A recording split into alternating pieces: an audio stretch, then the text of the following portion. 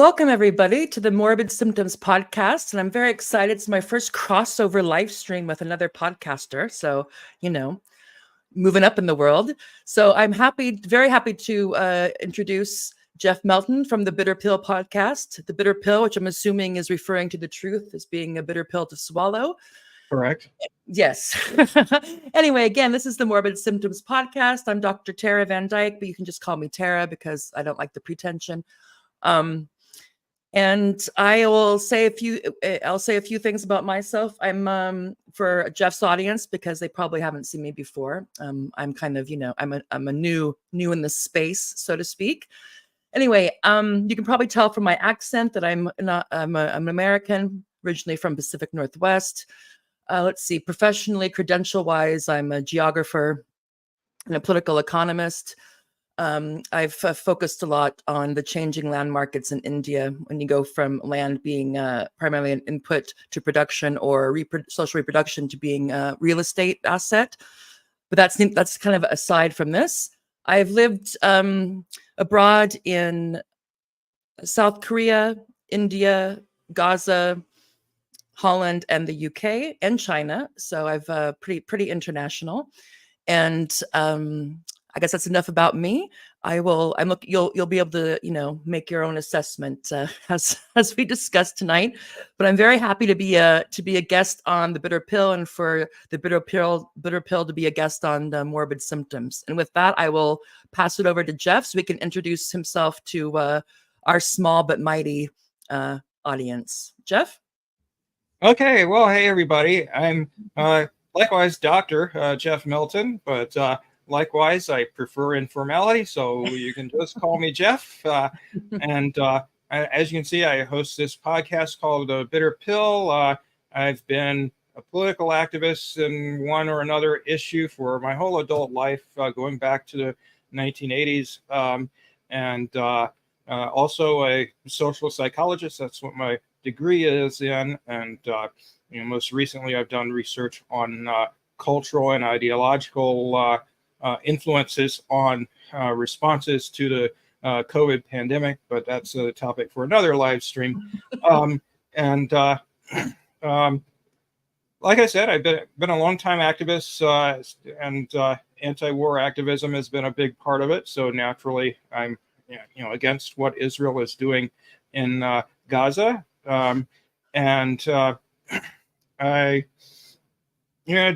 try to, of course, bring my perspective as a psychologist to analyzing political events and why people think the way they do about them and act the way they do. And so, of course, we can talk about that. And anyway, I guess that's probably enough about me for now.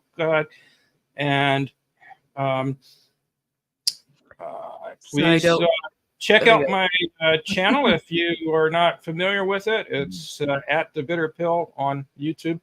And definitely please like and share and subscribe to both our channels, and do what you can to boost us in the YouTube algorithm and on X and so on and so forth. And Rumble, yeah, please, thank you. Yeah, and I really loved your blurb, if that's the right word for your podcast. So, and I'm just going to read it out. To achieve the world we want, we must face the truth about the world we have, a truth that the mainstream media often hides from us. This channel takes a look at those hidden truths. It is often said that without justice, there will be no peace, but it is also the case that without truth, there can be no justice. And I think, yes, and I talked to whoever came up with that. There you go. Well, very nice. Yes, and I just kind of bogarted Gramsci. So it's the interregnum. So the old is dying, but the new has not yet been born. Now is a time of morbid symptoms, and so hence the title, the Morbid Symptoms podcast. Okay, and I wasn't sure what the reference was. Yeah, and so there's so many, Jeff. I don't have to tell you how many more. We're surrounded. We're engulfed by morbid symptoms, and today we're going to talk about a few of them.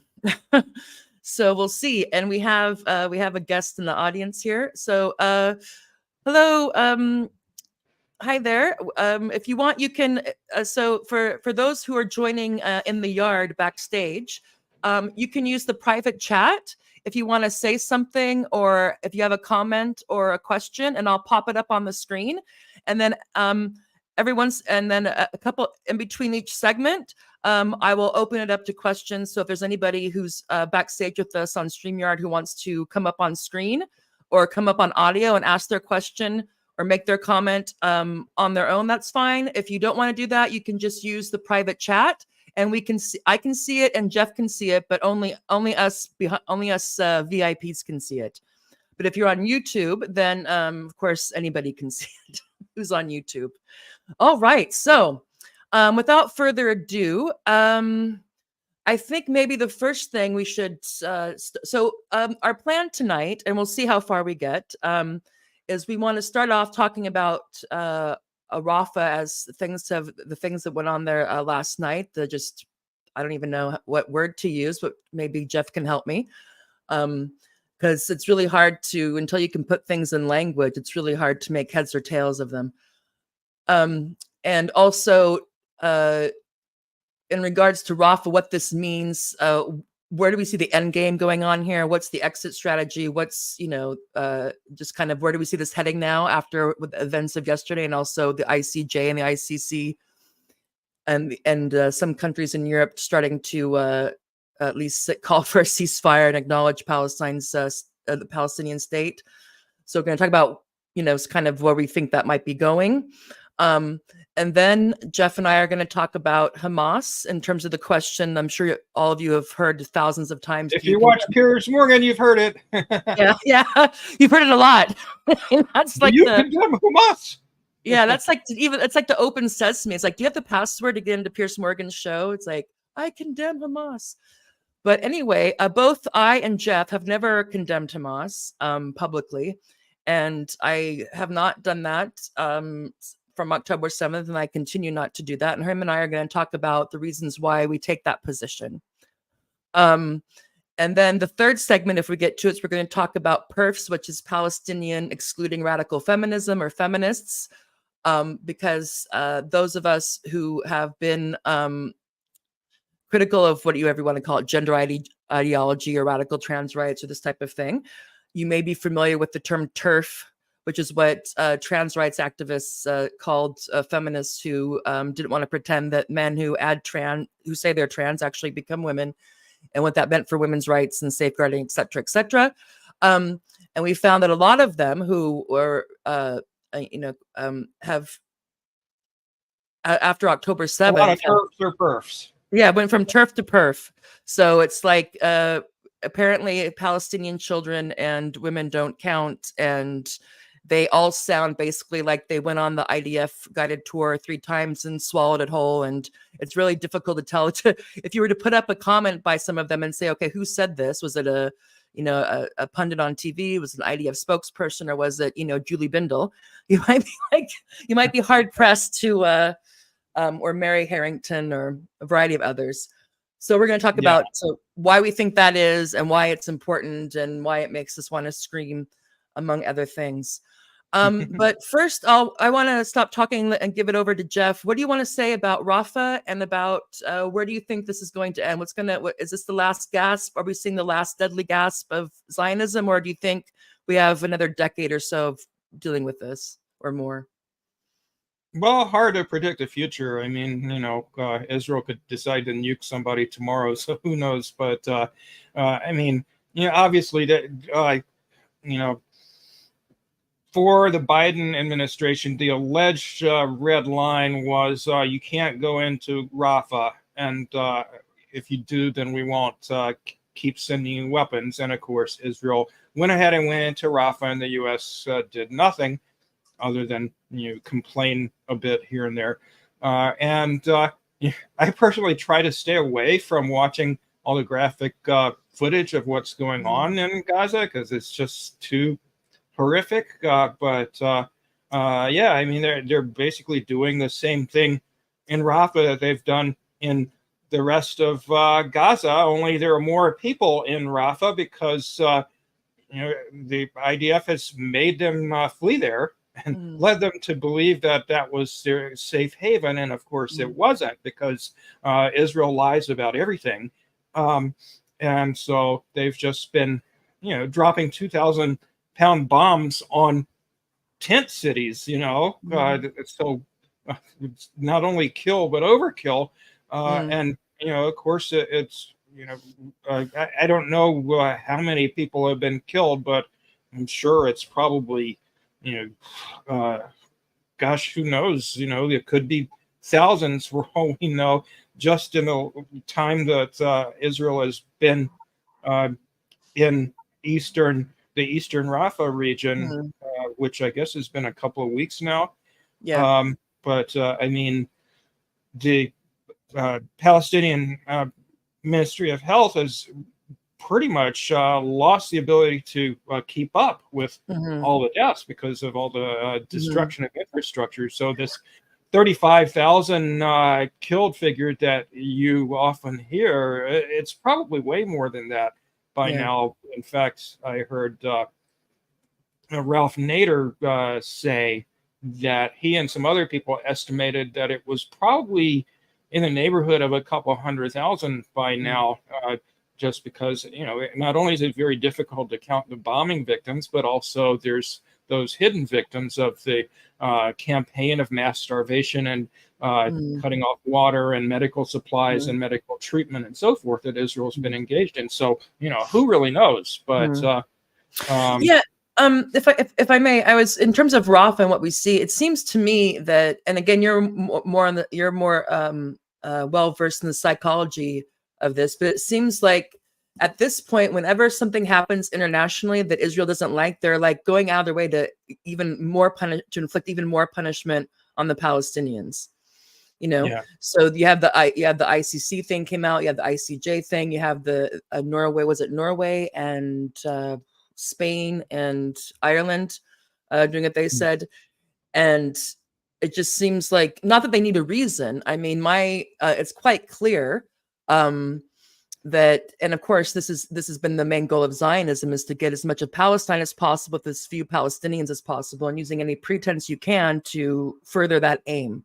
So anytime, and so the idea that they're still banging on about how today a lot of the mouthpieces are the online people and also on the mainstream media, the pro-Israel side, saying, well, it's always a tragedy when civilians are killed. It's always a tragedy when, as if they're not doing this on purpose, as if the goal isn't to kill women and children.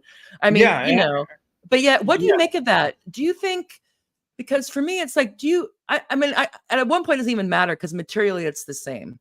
But for me, it's like, if I'm listening to someone and I'm thinking, okay, they know they're full of shit. I know they're full of shit. They know that I know that they're full of it. And I know that they know that I know they're full of it. But yet we keep on, and it's just the most amazing I and don't know. sad gaslighting. I guess they can't. It's just their nature to lie about everything, and hope that people believe them. At least the people who already believe everything they've said previously. But I mean, when you have countries like Spain and Ireland and I forget the other one that it said they'll arrest Netanyahu under the ICC. Upcoming ICC warrant if he sets foot in their country, and you have the announcement of these arrest warrants by the ICC prosecutor, who has been so biased in a pro-Western direction in the past, where Russia, which didn't commit anywhere near the atrocities in Ukraine as what Israel has done in Palestine, and what they charged them with was just bogus anyway. They charged them with kidnapping children when actually they were just evacuating them from a war zone to protect them. So, and then, all these years, he hasn't really done anything to hold Israel to account. And now finally he has, but even that brought condemnations from Israel that, the ICC is a pro-Hamas court, or whatever it was. Everybody's Hamas. But I think also, I remember that people were, as a bit of a side note, people really think like, where's Amal Clooney? You haven't heard peep from her. and her and George have their foundation. Of course, she's a human rights lawyer, and I think she's, I don't know, her mom's from Lebanon, Palestinian, or she has connection there. Not that is necessarily definitive. And people were really, thinking, oh, well, she's, she doesn't want to lose her fancy friends or this and that and the other. Yeah. And I also kind of bought into that. And what I think I forgot, and what other people forgot, is that there's different tempos. So how the law works, or national law and the International Court of Justice, is different than, social media tempos or journalists. And of course, it would be weird if she's on this case, if she was online pontificating about what she thought of it personally in her personal capacity, then that would be different. But yeah, I don't know enough about this Khan fellow to know if it's, why it took so long. Although I would say that it's not a surprise to me that it's way easier to do things against Russia than it is to do things against Israel for obvious reasons. So there's always going to be a political so thing. long because he's under a lot of pressure to take a pro-Western perspective, and that was reflected in the in the indictments or prospective warrants in the first place, because they only charged 2 Israeli government officials, Netanyahu and the defense minister Gallant. They charged 3 leaders of Hamas with a similar set of war crimes, although I think there were even, they charged Hamas with, the Hamas leaders with promoting rape, when in fact there's no significant evidence so far that even occurred at all on October 7th. Yeah, but I don't charged Israeli leaders with promoting rape, even though there have been many women, Palestinian women, who say Israeli soldiers have raped them, and the reverse is not the case. Well, I think that didn't really, I wasn't surprised by that, and it didn't really bother me so much, because he did say also that this is the start of something. There can be, of course, many more warrants that are issued, right? And again, people are making this equivalence, like, they're charged with the same thing, or it means that their crimes are equivalent. So if I'm charged with murder and I've killed 10 people, and you're charged with murder and you killed 1,000 people, it's a bit of a, they have to make the case. So, and I would think that, I mean, what better platform, if this is to go to court, would it be for Hamas and for Palestinians, for them to have the stage to make their case, to give their defense? And again, we have to have a fair thing, because an allegation is just an allegation. We don't know what evidence they have.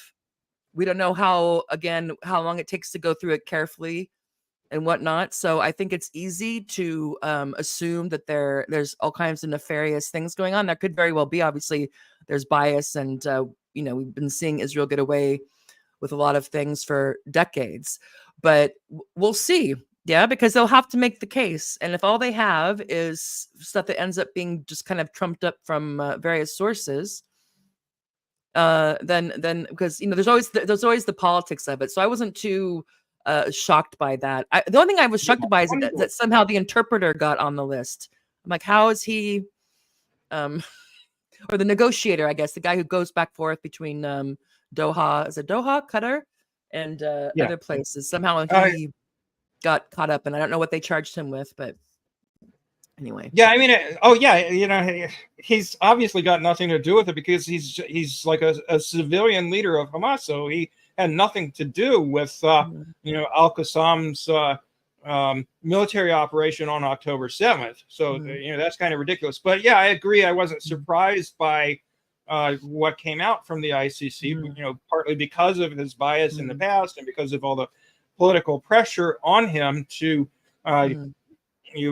act like he's being even-handed, even though, as you pointed out, the scale of crimes by Israel just completely dwarfs anything that Hamas and its allies committed on October 7th or any other time in their whole history.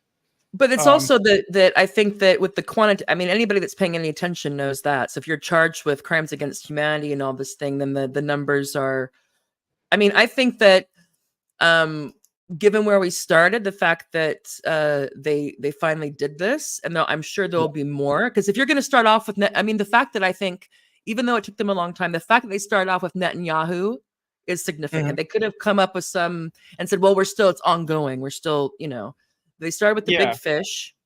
And so, okay, I mean, we'll see. But of course, yeah, I mean, quantitatively and qualitatively, it's just, but fine. I mean, I think that if I think ahead and think about if this goes to court and these 3 Hamas guys, or even one of them, goes to court, then they have this whole opportunity to present their case. Yeah, for and sure. Lots of people will be watching, and I hope Stanley Cohen is on their legal team because I love him. Yeah. But I mean, it's just, I mean, frankly, I wasn't surprised by the way it was presented, but I was surprised that he did anything at all because, there was so much political pressure on him to toe a pro-Western, pro-Israel line. And yet he came out with, even though he didn't charge Israel with genocide, he didn't charge Israel with, or the Israeli officials, I should say, because the ICC is for individuals, with torture, even though there's been a lot of that by Israeli. Yeah, but again, I want to say, Jeff, that they made a point. They made a point of saying that investigations are ongoing, so this might not be the end of it. Yeah. Yeah, but he did charge them with very serious war crimes. He charged them basically with trying to starve people in Gaza, which is, of course, one of the acts that's often involved in the commission of genocide. So that that's obviously really significant. It was really a game changer, I think. Yeah. I mean, of course, I want to get Artless's comments in here. She's backstage. So she's saying, okay, I think the moral equivalence thing is bullshit. Yeah, I'm agreeing with you there that if you wanted to put this on a scale, it's quite clear. The opposite, and of course, because of the history of it. Because of the history of it, yeah. But I think the court. All the people who. I'm sorry. I just want to say that I'm not an international lawyer, and so, but I'm assuming that like the court has to look just at or is supposed to, in theory, just at the evidence and at the law. Right. Yeah. So there may not be, again, because we would look at it and be like, okay, well, who's the occupier? Who's the occupied? This whole thing that's been going on for more than 75 years. And we bring all that to it. And I'm assuming when they're going through this process, they're supposed to try to put that to the side and just like, this is the evidence that we have. And this is this is the strongest stuff we have. And look at the law. And then we don't know if their impetus was to be as conservative to only do what they really thought they had to, or if it was to go, out all the way. Because I think that the 6 people or the 7 people that they had consulting, which Amal Clooney was one, but there were 7 others. I think it came out right after or before their announcement that everybody was unanimous in agreement with this current outcome about who should be charged with what. So it's we'll never know. We weren't in there, but again, I think just culturally, just symbolically, this is out there that it's on the record. Just another thing to, and maybe even give people other, and then we saw some things that like with Norway, would Norway and Spain and Ireland have done that if the ICJ hadn't done what they did? Who knows? And then before that, the ICC, who knows? But everything that happens, it makes it easier for people to be able to say, look, United States, or look, Israel, but we can't, there's a limit to how much we can pretend is not going on, I would imagine. But I don't know. And Artless also said, the ICC is there to investigate all accounts, charges of wrongdoing. So they would have to go through and see what was, and I guess whoever was bringing those, I don't know if they're petitioned or if they're supposed to go out on their own or how that works.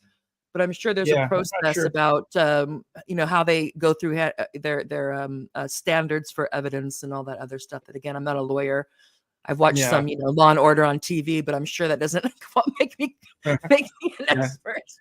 But I just thought it was hilarious how you had all these Western politicians, from Biden on down in the U.S. and Sunak and so forth, all saying the same talking point. There's no moral equivalence between Hamas and Israel, by which they meant that they thought that somehow what Hamas and its colleagues, they always say Hamas as a shorthand for Palestinian armed groups, but it's not just Hamas, or Hamas isn't even the name of Hamas's armed wing. But in any case, they all had the same talking point, by which they meant somehow what quote unquote Hamas did on October 7th was far worse than anything Israel's done. And it's actually the exact opposite. But they just all came out with the same talking point. Which is a good rule of thumb. Again, maybe I'll find that Larry Wilkerson clip when he goes off about how Israeli. He's a former high up in the U.S. government. I think he was the Assistant Secretary of State to Colin Powell. Yeah. But anyway, he goes off basically saying, like, I might play that, but a good rule of thumb is to assume that they're lying, or that it's the reverse until proven otherwise. Yeah, every accusation is a confession. And that has worked very well for me for like 25 years. So that's okay. So I want to see on this topic of what's going to happen now, or what could possibly happen now. Let me see if I can find this. Yes. Okay. So add to stage. Yeah. So this was from today. And Hillel Fuld, who's one of these guys who, I mean, sometimes you wonder if they're real, just the stuff that they say and keep on saying. But so this was after the Rafah massacre of last night. Well, yeah, I think, last night. Hillel Fuld, not going to lie, I'm reading all these tweets about Rafah and the incident that happened today, and I really don't get all the apologists. Enough apologizing. This isn't on us. Hamas hid among civilians. Hamas hid long-range missiles among civilians. Hamas paid, and so did the whoever. You can imagine it goes on from here. I guess. Yes, so it's the same old. So it's the tired Hasbro. It's like, okay, everything's Hamas's fault. The Hamas made us do it, and it's also like and I'm sure that many people have made this comparison that it's like a batterer, yeah. So if you have I'll just use a husband because it tends to be the husband, and don't come at me. I know that women can also do it, but we know who the vast majority are. So it's like the husband, whenever he has a bad day at work or something pisses him off, he goes home and takes it out on his wife and kids. But that's their fault because of what they said or what they didn't say or what they did or what they didn't do. So it's like that. And the devil made us do it. And they keep on saying it. And I'm thinking, do they really believe this? Or I don't know. Anyway, so this is. I mean, it's just like, people who apologize for rapists. Why was she wearing that? Why did she go to a bar and get drunk? Why did, just on and on. Somehow it's not the rapist's fault. Somehow it's not the occupying aggressor nation that has superior arms' fault that it goes and massacres civilians. And under international law, you can't just go bomb a civilian facility like a hospital or apartment building or whatever just because you believe or say you believe that there are armed resistance fighters in that building. You can't do that. That's illegal, no matter what. In principle, kick everybody out. That's completely different. But you can't just willy-nilly bomb anything just because you claim that there are soldiers there. Yeah. Well, that's in principle, yes, but in practice, we see a different thing. But yeah, it's just that this is the thing is that and I hope people realize this, people who are willing to pay attention, is that if anybody saw anything that was happening last night, to see that and to tweet that, these people cannot be this is another example why this ideology has got to be dustbined. It just, I mean, please.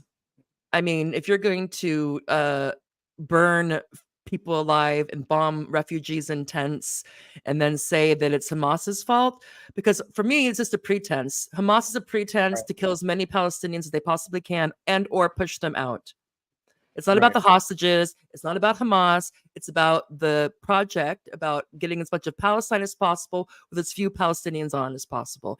And anything they can do to do that, they will. I mean, and that's a common theme. And again, I'm not the one that came up with that. Other people have been interpreting Zionism, including Ilan Pappé and others have pointed that out for a long time. But if you read the original Zion, when the Zionists decided they wanted to have Israel be in Palestine, that this is quite clear from the beginning. It wasn't about let's have a multi-ethnic democracy. It was about we got to get these people out, but how are we going to do this? Anyway, Scott Ritter. You can find quotes going back to the very first leaders of Israel, just flat out saying, we got to push the quote unquote Arabs out. It's our land. It belongs to us. We got to get rid of them, by any means necessary. And they knew they were colonizers. They knew what they were doing. They knew people would obviously, they're not going to like it, but so very realpolitik, very Machiavelli, very uber, just, but anyway, that was before you had to have better PR, I guess, or better propaganda. Scott Ritter, who, for those of you who don't know, he was the first time I came across him, he was a weapons inspector for the second Iraq war. Weapons. I can't remember. It's been so many wars, Jeff. I can't keep track of them. So, as some of you, for those of us who have forgotten or were young at that time, one of the pretexts for going into Iraq after September 11th, 2001, in addition to the lie that Saddam Hussein was palsy with Al Qaeda, was that they have weapons of mass destruction. And Scott Ritter's, I think he was in a Marine at that time still, but he was on, one of his, I can't remember the official title, but he was one of the people that was charged with inspecting and reporting back. And he and his team, I think, were in disagreement with that, basically saying we can't corroborate that. And you can imagine that was not what the Bush administration or probably the Democrats wanted to hear. So that's the first time that that I remember hearing about him. And since then, he continues to be a military analyst, geopolitics, and I encourage everybody to follow him. He also has a podcast, I think, called Ask the Inspector or something like that. But anyway, enough of a plug for Scott. He has plenty of street cred. He responded to Hillel. When life becomes unbearable for millions of Zionists and they flee to the nations for which they hold a second passport, when the economy of the illegitimate Zionist entity, that's how far he's gone, collapses because the rest of the world refuses to trade with genocidal maniacs, when the Zionist military turns on itself in psychotic rage over its murderous impotence in the face of determined resistance, and when you and your fellow Zionists are standing alone in the face of righteous retribution of those you have stolen from, tortured, murdered, and occupied, I hope you remember this post and all the other hate-filled posts you have made regarding Gaza as you scream in vain for help that will never come. I thought that was pretty good. Yeah, sums it all up. But yeah, as he's saying, this burst of rage and of doing what they always wanted to do but didn't have an excuse to do before, of just going all out with the ethnic cleansing and the killing of anybody who didn't leave, it's backfired on them in major ways. So you have all these armed resistance groups, Hezbollah, the Yemenis, groups in Iraq and Syria, and of course Hamas and its colleagues in the armed resistance in Palestine, all going after Israel, and they're better trained than Israeli troops who are, they're drafted and they get some training, but then they leave the military and they're on reserve, or just many examples. If you watch the footage that's coming out from the actual combat they're getting their ass kicked on the battlefield, even though they can bomb, kill as many unarmed people as they want, and their economy is being decimated because of the blockade in the Red Sea by the Yemenis and all sorts of other factors. Their infrastructure is constantly getting bombed. As Scott said, lots of people are leaving Israel. Many of them have dual citizenship with other countries. they had to evacuate entirely the ring of settlements around Gaza. That they basically, these settlements are really military installations for the most part. And most of the they're people fortified kibbutzes, so like serious yeah, kibbutzes. yeah, and most of the, like, if you look gun at the powered. list, if you look at the list of people who were Israelis who were killed, almost on October 7th, almost all of them are of the age when either you're in the military, of which about 300 or 400 of those were killed, or you're in the reserves, one or the other. And they're illegally there anyway, which is not to say I don't feel bad for people getting killed, but they paid the price for this military occupation and ethnic cleansing that's been going on for ever since Israel began, and they had to leave. It's not safe there for them. So you had tens of thousands of people evacuated from that area, tens of thousands of people evacuated from the north, settlers in the north, because Hezbollah has made that area unsafe for them. So the Israeli government is paying to put all these people up in hotels. They're not productive in the economy anymore. So the economy, I think I read something like Israel's GDP has declined at like a annualized rate of 20% during the last quarter of 2023.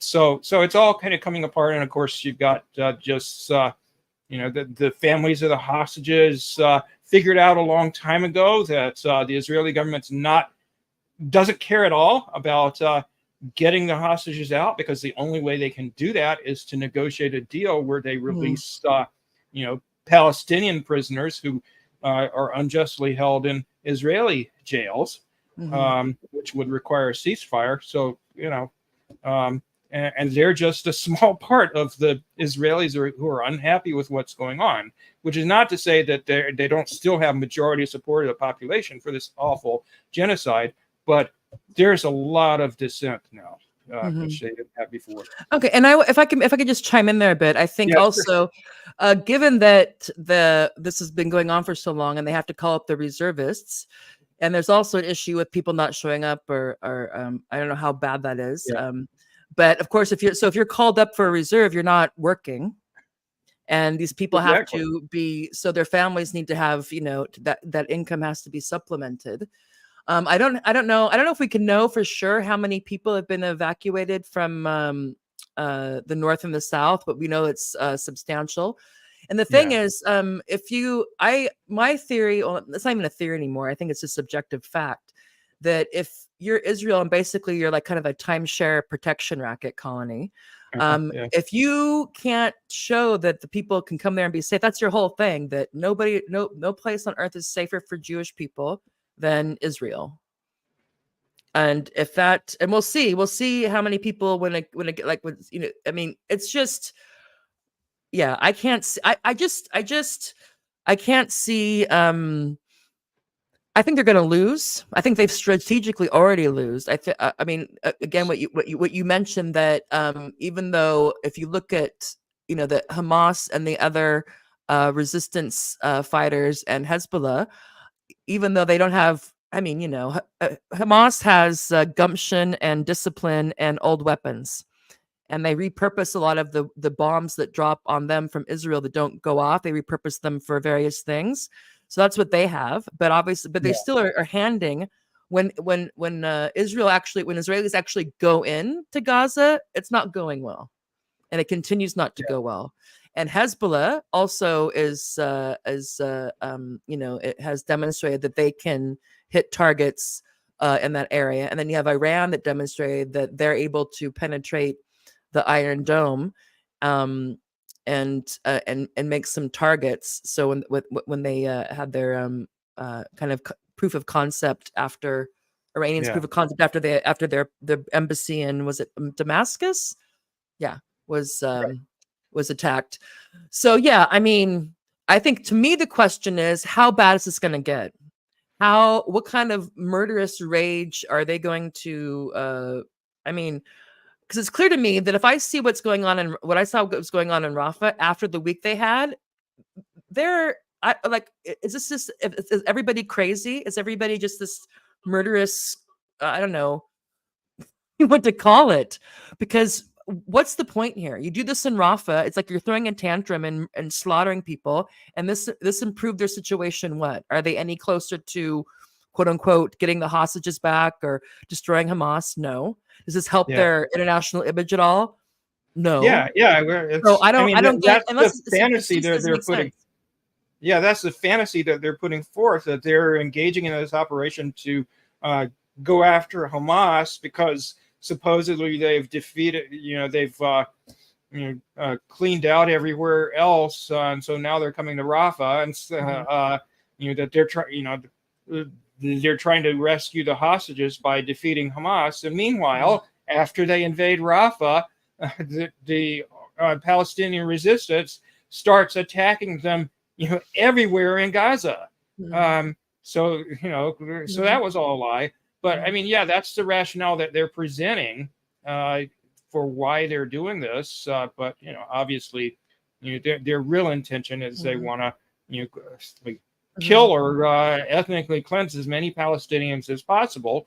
And Richard Medhurst has done some great segments about what the economic incentives are behind all this, where they want to control the natural gas fields off the coast of Gaza. That's really part probably of what that supposed humanitarian aid pier that the U.S. built with $320 of us Americans taxpayer money. $320? That's $320 million. It looked like it was $320, but yeah.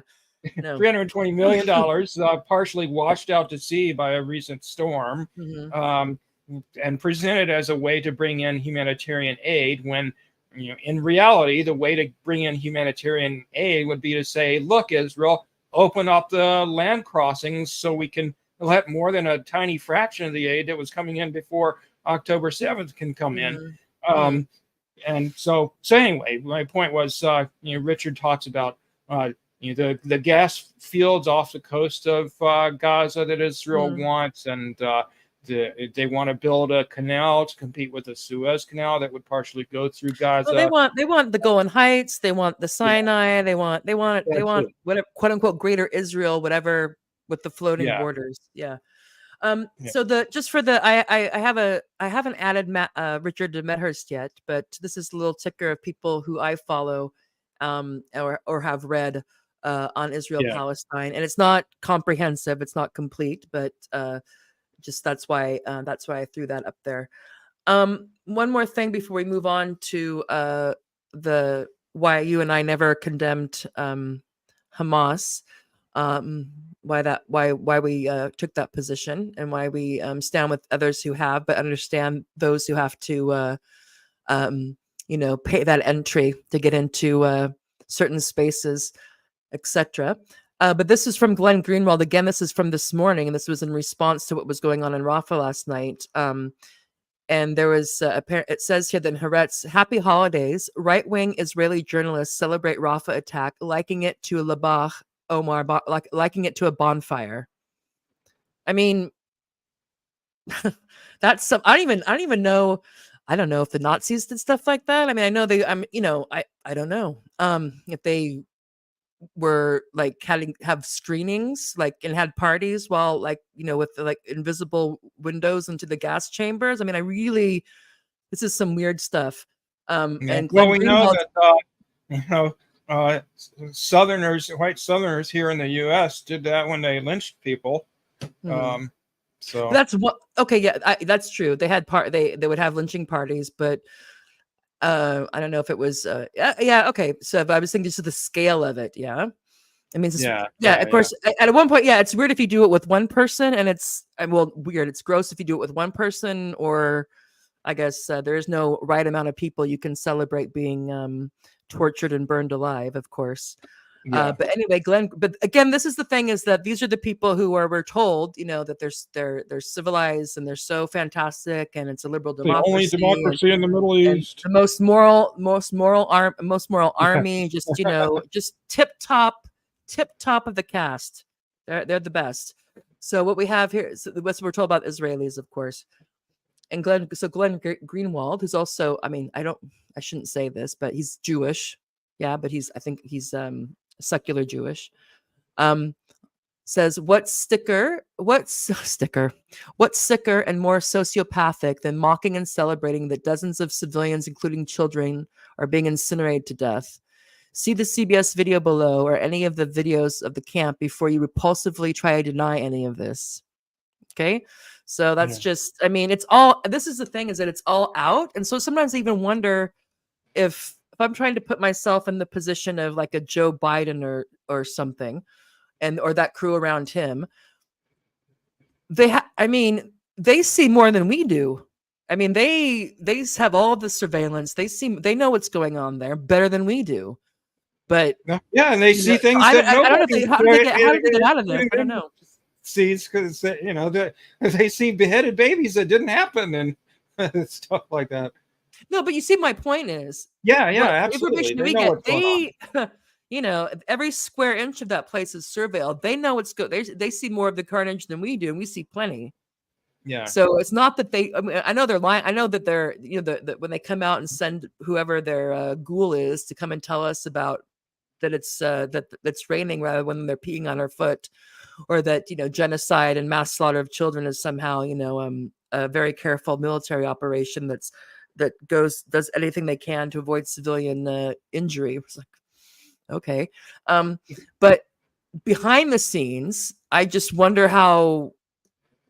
I think maybe they just don't know what to do, and but of course that makes it even worse, because they keep on Joe Biden and the Congress keep on sending money and weapons, and I'm sure maybe intelligence. Who knows what? And it's like, to what end? I think it's what's going to be really difficult is for people to realize that a lot of people don't give a shit, are fine, are are willing to take the heat or to take the stain of letting this play out. And maybe 100,000 Palestinians die, or maybe 200,000 Palestinians die. And so then it becomes like, what do? You have to hope, I guess, for Israel to implode on itself, or for or for the populations around there to become unrestive, and the controlled regimes no longer able to keep them from crossing in.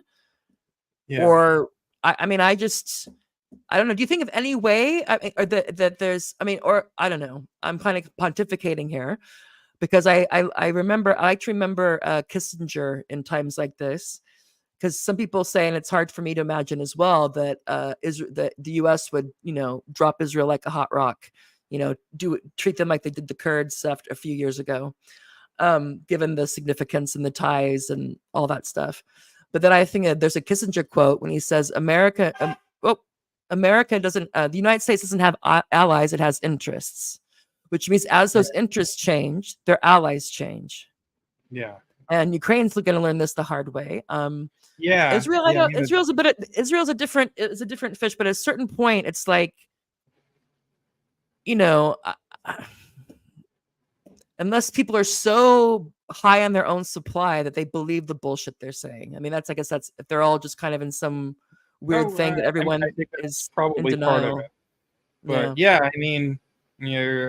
unfortunately, the Democrats are all still wedded to supporting they're worthless Ukraine and ignoring reality. Even people like Rashida Tlaib and Ilhan Omar, which is just crazy considering how adamantly they're against what Israel's doing. But I guess eventually. But they have power, but they're not. They can't. They would have to. Yeah. I'm not saying they're in part of Congress, so they have power, obviously, but not like the consensus. They're just kind of, I don't know, the diversity part. I don't know. Anyway, before we move on to the Hamas and why we condemn them. And we're brave enough as brave souls to put that out on Twitter while we're not anonymous from October 7th onward. Artless, do you want to come up and ask something? Do you want to go on screen? Or are you good? Do you want to come up?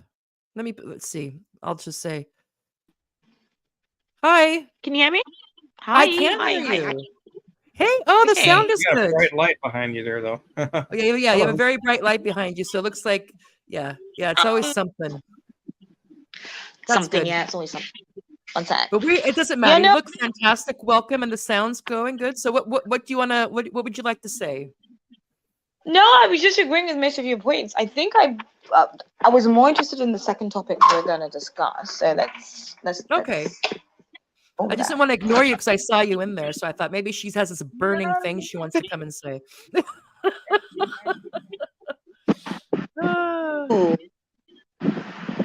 Okay, unfortunately, I've just been told my phone is overheating, so I'm gonna log out of this device. Okay. And use another. Okay, cool. Well, we're gonna delve into the Hamas one, and then again, you can put if there's something you want to say in the chat, you can, and then later on we'll pull you back up again. All right, cool. Okay. So, all right. Do you need to take a break before we move on, Jeff, or should we just plow right ahead? Oh, yeah. Whatever you want to do is fine. Okay. So, let me see. This is actually Diet Coke, but I have it in a wine glass because when I realize if I'm putting my bottles up, it looks a bit, I don't know, not so nice, but not that it looks great with this. Fantastic. Yeah, I might go grab a drink real quick. Okay. So hold on. So what we're gonna do is we're gonna take a 5-minute break, and then we're gonna come back and we're gonna do our second segment, which is on not condemning. Let me see. I'm sorry about doing this. I'm going through my about. Jeff is gonna let us know his rationale for not condemning Hamas.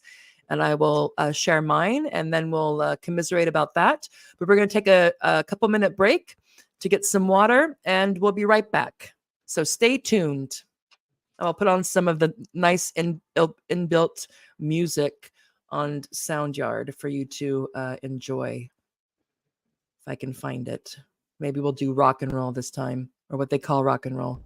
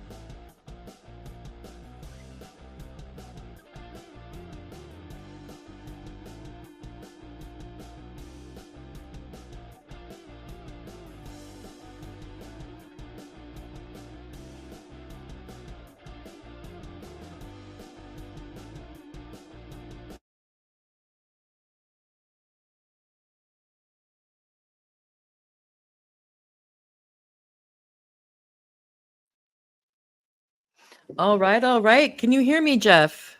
Yes. Oh my God, it's working.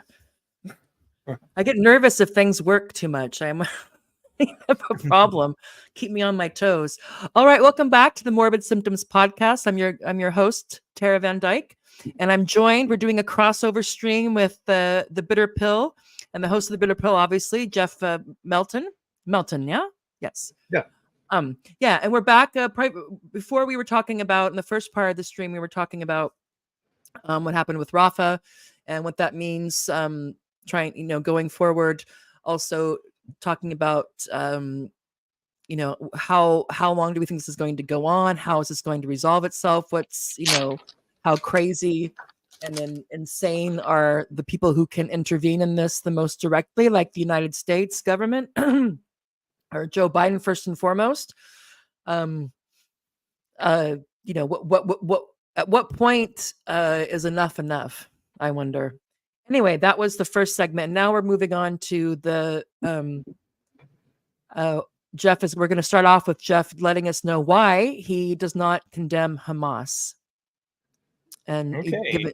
So please tell us, explain to us your reasoning behind that statement or position, I should say. Okay. Let's see. Well, I wrote about this on my Substack, as you can see there. So, in a nutshell, I mean, obviously the situation, well, it's obvious to us anyway, the situation is that Israel has been militarily occupying Palestinian lands for decades now. And people claim, who take Israel's side, claim, well, they're not occupying, or they weren't before October 7th, occupying Gaza because the troops weren't physically present. Well, technically under international law, even though they withdrew their troops and withdrew their settlements from Gaza in, I believe it was 2005, they still militarily control the area around Gaza. They've got a big fence and wall that extends around the perimeter of Gaza, so people can't leave. They're in a big open air prison, and they can only leave with special permission. Even the sea is not a route they can escape. The Israeli Navy patrols that and shoots at people who go out into the ocean. I'm sorry. It's okay. So while he's doing at that, I guess the question would be, so that gives carte blanche for them to do whatever they want? Yeah, hold on. Let me just text my son back and let him know that I'll call him back later, and then I can finish my point. Okay, well, I'll talk a bit while you're doing that. So you see my tweet, and also I'm Sheikh Tara until Palestine is free. So I changed my, it's a small token just to upset people who would get upset about that. And I picked out a picture of me from 2003, I think it was, because between 2002 and 2004, I actually lived and worked in Gaza. I worked at the American International School there. So I dug out one of my pictures with the Khalifa. I was messing around and wearing it like a sheikh. And so now I'm Sheikh Tara until Palestine is free.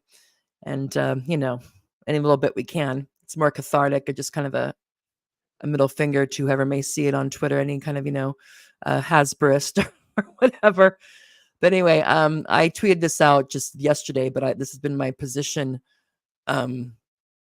since before October 7th, that I never condemned Hamas, nor will I. The occupied striked back. Zionism must be retired. Up the rebels.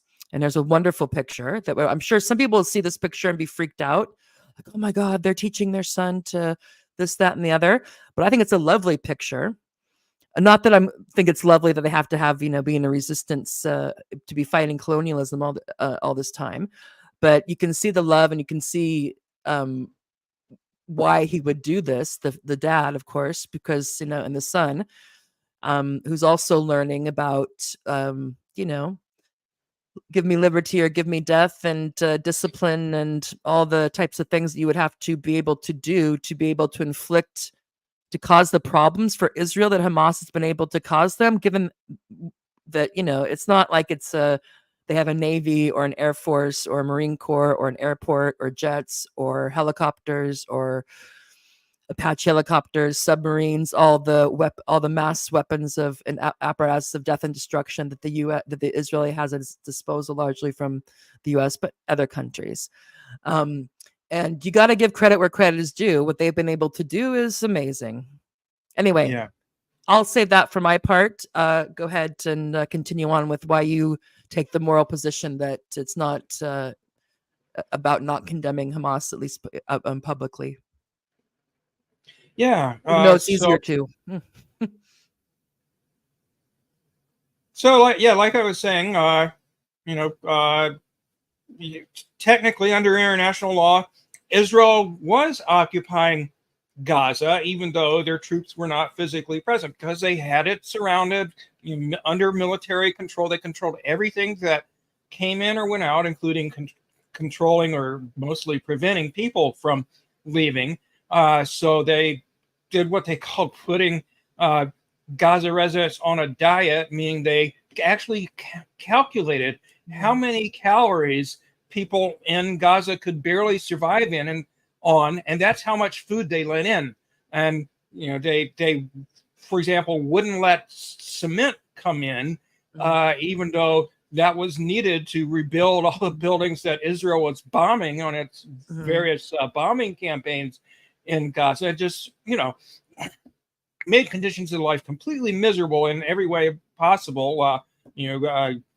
Destroying water purification infrastructure and limiting the supply of water coming in from Israel, and on and on and on. So, and then in 2018, 2019, Gaza residents, Palestinians in Gaza, tried the route of nonviolent resistance by basically approaching in protest the fence that was keeping them fenced in Gaza, basically conveying the message, let us out. We have the right to leave if we want to. We have the right to not be controlled by you.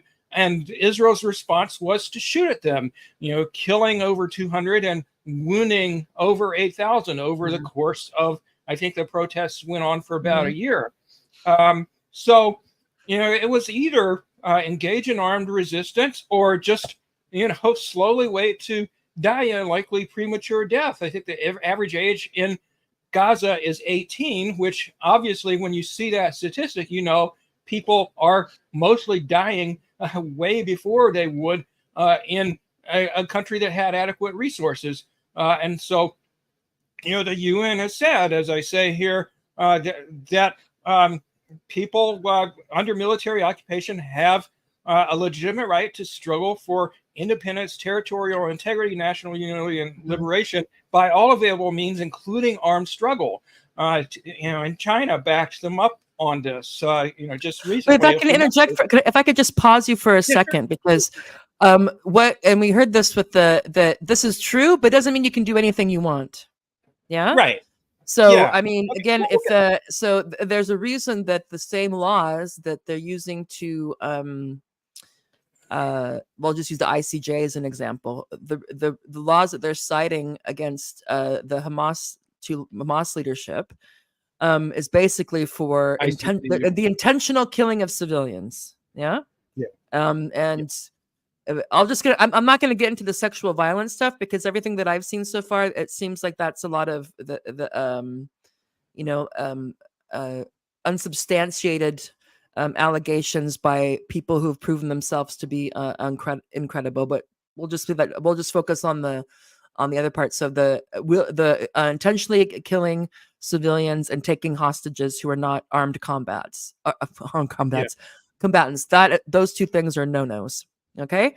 Right. So would you say that even that, are you taking the position that I think that's important to be clear, that yes, they're as an occupied people in place, they have the right to defend themselves, including with armed defense, in order to liberate themselves from this occupation. But even within that, it seems that there's still that even though they're not since they're individuals, are not a state. Certain individuals can be obviously tried or charged by the National Criminal Court for those issues. So I think that's But okay, so you made the long list, and I think a lot of our probably most of our viewers are quite aware, or more aware than the average Joe and Jane on the street about what about the Israel-Palestinian situation, and all the idea that it's patently ridiculous, this notion that everything was great, and then Hamas, for no reason at all, just decided to raid part of Israel just for kicks, just because they're Right. rabid anti-Semites or something, is just ridiculous. Yeah. But please go ahead with your Okay. line of argument. All right. I'll just put up on the screen there another article I wrote that. Oh, why isn't it? You want me to showing? put it? You want me to add it? Yeah. Yeah. Okay. Yeah, I wrote an article, kind of borrowing an idea from Katie Halper and Norman Finkelstein. I'm not sure which of them came up with it first. Doesn't matter. Basically, the title of my article that I wrote for the Savage Minds blog was "Did Nat Turner Start It?" Because that was the allegation against Hamas and its colleagues, is that they started, quote unquote, started it, the war, so to speak, that began on October 7th by, invading Israel. And so the historical reference there is that there was a slave rebellion led by a slave named Nat Turner in the early 1800s in the U.S., where they went on a rampage and killed not only slave owners but their whole families at various plantations, and in response to that, there was a massacre of not only them but many other slaves who had nothing to do with it. Like hundreds of slaves were killed. So shades of what Israel's response was to October 7th. And anyway, the point is that they unquestionably killed lots of, I think it was like 60 or something people altogether, lots of unarmed civilians, people that weren't directly involved in holding them captive and making them do forced labor. And so you can certainly condemn those individual actions, but that doesn't mean that slave rebellions are condemnable, because slavery is obviously the bigger wrong. And so going back to the situation with October 7th, yes, there were cases where individual armed fighters, Palestinians, killed unarmed civilians on October 7th. We don't really know how often that happened, but we do know, however, that the Israeli military itself killed an awful lot of them through firing on buildings and fleeing cars and fleeing crowds of people, where they knew that there were Israelis as well as Palestinians there. So lots of Israelis, and they also bombed their own military base because Hamas had taken that over.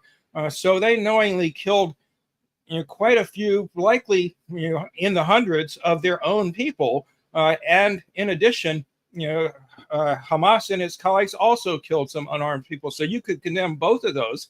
But really, the point is, like, who's who is the occupier and who is the oppressed here? Israel is occupying Palestine, and Hamas and the other groups are exercising their right to engage in armed resistance against that occupation. And I support their doing that, even though they, like, for example, the armed wing of the ANC back during South African apartheid, they also killed civilians on occasion, but their broader struggle was just. They were fighting to end apartheid. Palestinians are fighting to end Israeli apartheid and ethnic cleansing. So that's the gist of my perspective. Okay, thank you. Yeah, we end up at the same place for largely the same reasons, but sometimes saying things slightly differently can resonate. So For several reasons. Let's see. The reason why I wouldn't, and of course, who am I? I'm not going on talk shows and having Piers Morgan ask me 36 times, "Do you condemn Hamas?" But if I was in that situation, I would say, first of all, you're not going to extract any condemnation from me for several reasons. The first is all this violence stems from the occupation and the apartheid. Yeah. That's the first thing.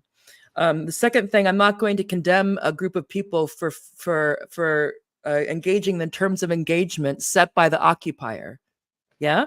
So the terms of engagement aren't set by Hamas. That could be changing a bit now, but before then, it was always changed. It was set by Israel and behind them, the United States. So the reason why they want to take so many hostages is because the only way they can get their people back from Israel that takes them and holds them indefinite detention forever or for indefinitely is through prisoner swaps. That's not because of Hamas likes to take prisoners. That's because that's the only way that they can get their people back from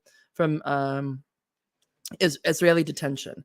So again, the terms of engagement, no, it's kind of like, yeah. So the kind of format of that is clear. And also the language of violence and brutality and humiliation is also the stage that's been set by Israel, supported by United States and whoever else behind them. So that's another reason why no one's going to extract a condemnation from me. And another reason is because of the it's basically a way to control the narrative. So if I have to go, if I any way to be kind of part of polite society, before I can say anything about Israel or their response, first I have to condemn Hamas. What I'm doing is that plays into their hand. Yeah, exactly. Whereas if I say, no, I'm not going to condemn them, I want to talk about the broader issue. I want to talk about the source of the violence. I want to talk about what Israel has been doing, what the international community has not been doing. They set the terms of engagement. This is the only, so they were, the response is, to bring that. And again, you can put in everything else you want. You can say, well, let's look why did Hamas get so powerful? When it benefited Israel to divide and conquer, they didn't want the PLO they wanted to make problems for the PLO, etc. That's a side story. But because you never hear, well, do you condemn, why don't we start the conversation with, do you condemn the apartheid? Do you condemn the legal occupation? Do you condemn what Netanyahu has done? Do you condemn the mowing of the lawn? Do you condemn them controlling the diet and deciding whether they're going to let some chocolate go into Gaza, or if they're going to not send enough insulin? And this bullshit idea that, well, and then people might say, well, no, that's not fair because in 2006 or 2006 or 2005, whatever it was, Israel removed its settlements from Gaza. And like you said, well, yes. So analogy is that if I was being held captive, or if I had a group of people in my home who were controlling me or taking part of my house, and they left the house but surrounded the house to control anything that gets in and out of the house, is that demonstrably better? Yeah.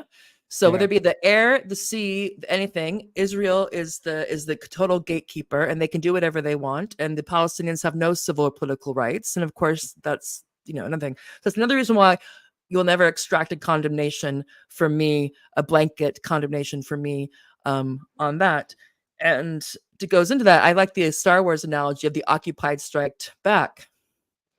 So of course, and you wouldn't say that, so it's a bit of an interesting thing because people forget, and I realize that Star Wars was obviously fictional, but we should remember that when we cheered on all those Death Stars being destroyed, that there were non-combatants on those Death Stars, contractors, regular people who weren't, pulling the trigger or whatever.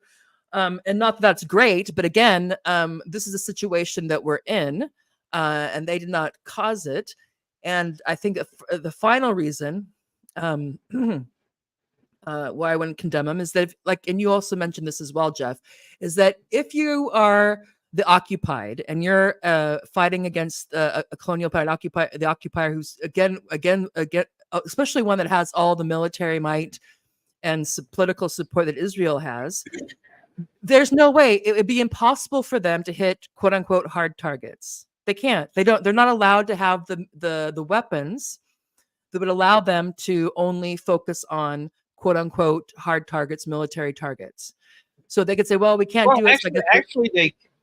Actually, they can and do now. That wasn't the case, 20 but or when I'm 25 talking about, years I'm not talking about their. I'm talking about if they can't precisely show. They don't have a missile. They don't have a guided missile that can hit military, like with precision military targets in Israel. They do not. Right. Iran does, and Hezbollah does. Whether or not Hamas does, we don't know. Now they can shoot rockets if they make a direct hit, they can do some damage, but they can't, to get through the Iron Dome and to get something.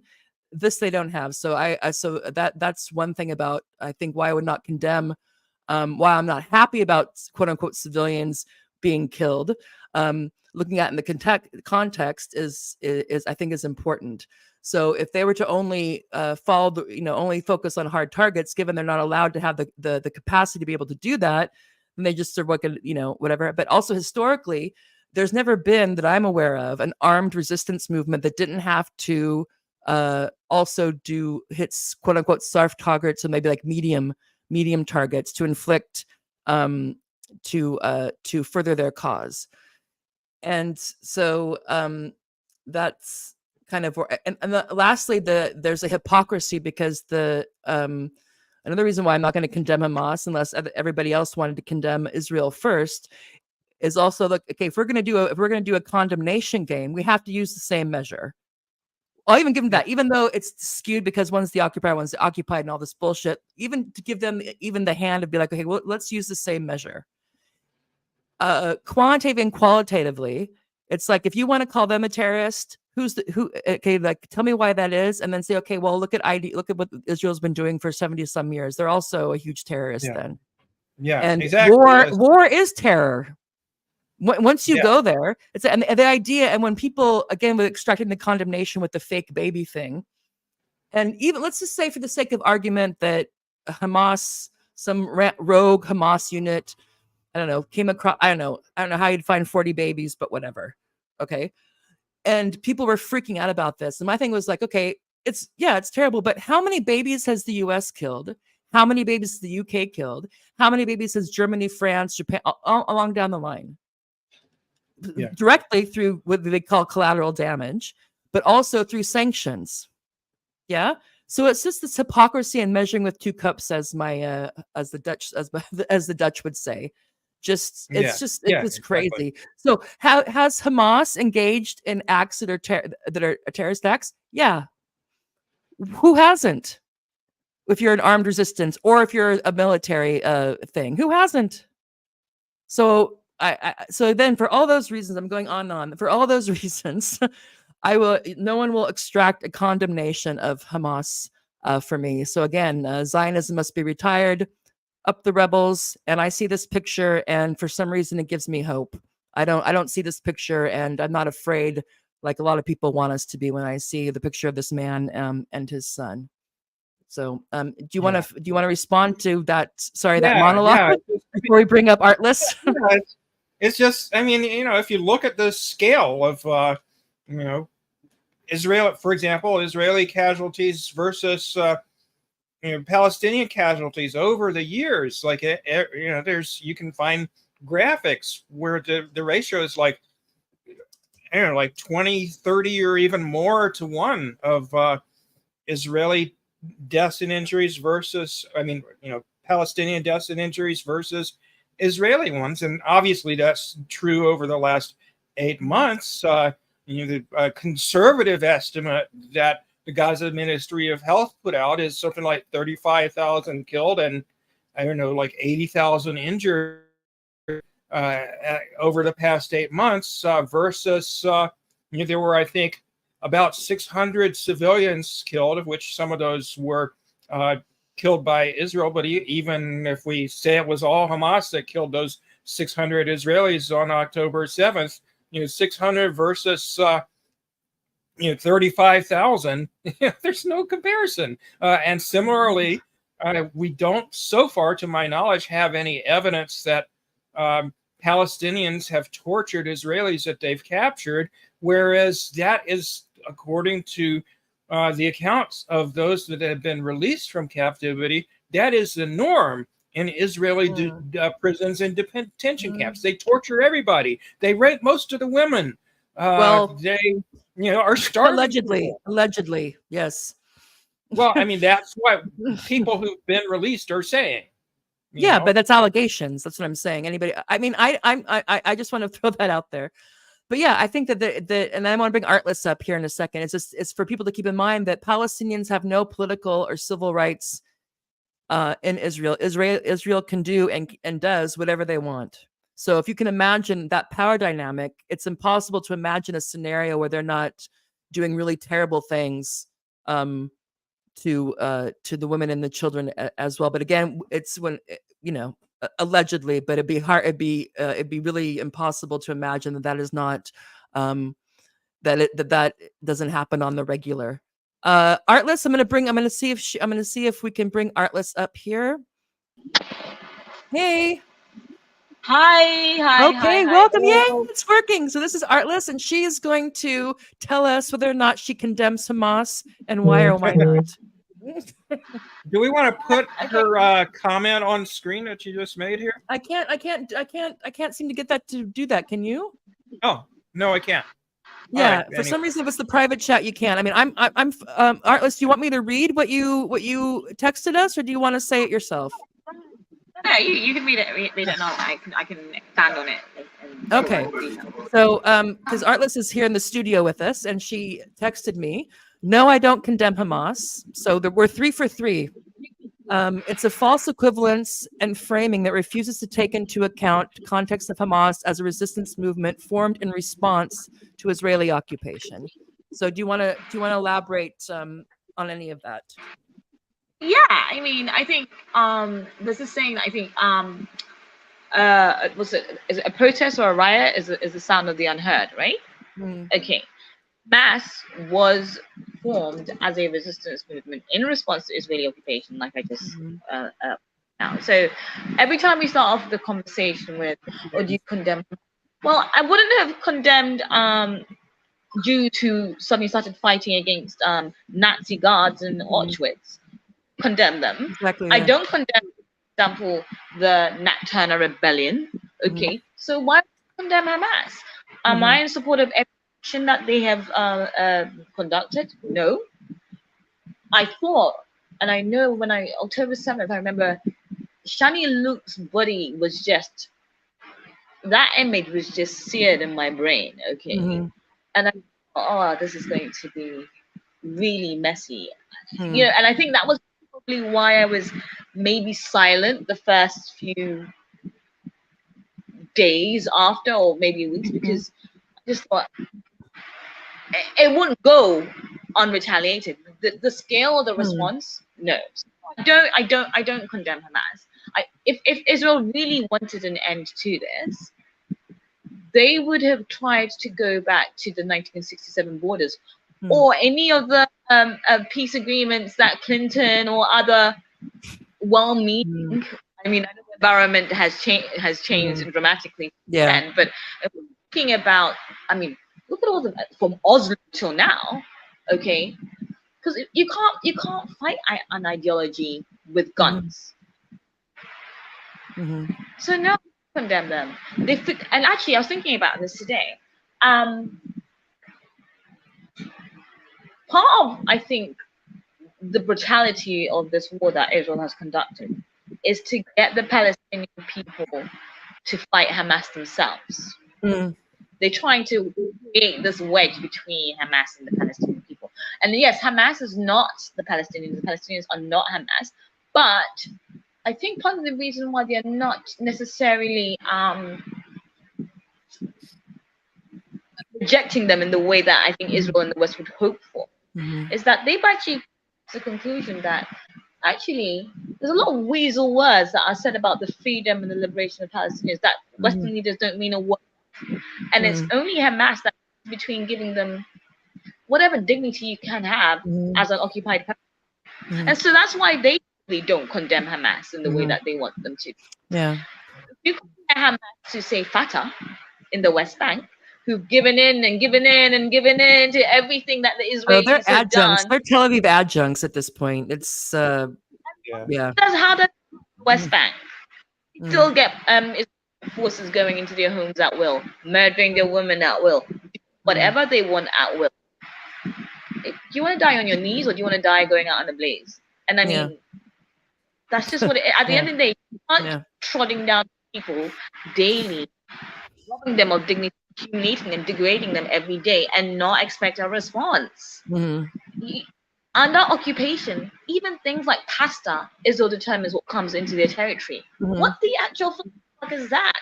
And essential medicines, toys, chocolate. Oh, it's very perverse. Yeah. Expect Yeah. people to keep coming to you for the crumbs that you give them. Mm-hmm. Mm-hmm. So yeah, no, I don't. Yeah. All right, let's not condemn Hamas. So we're 3 for 3.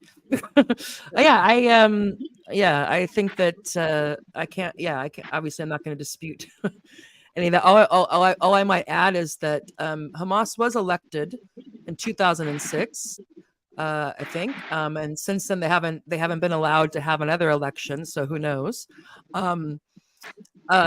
And if going through the siege of the last 6? No, I can't even think of it. 17 years, the local population did not rise up against them. And which is not to say they're in love with them. It's not saying every Democrat's in love with everything the Democrat Party does or every Labor candidate. It's people want to make this conflation like there's some sort of Borg, and that is not the case. They're not Zionists, sorry. And also, the only group of Palestinians that's been willing to consistently fight and die for them is Hamas and the other armed factions.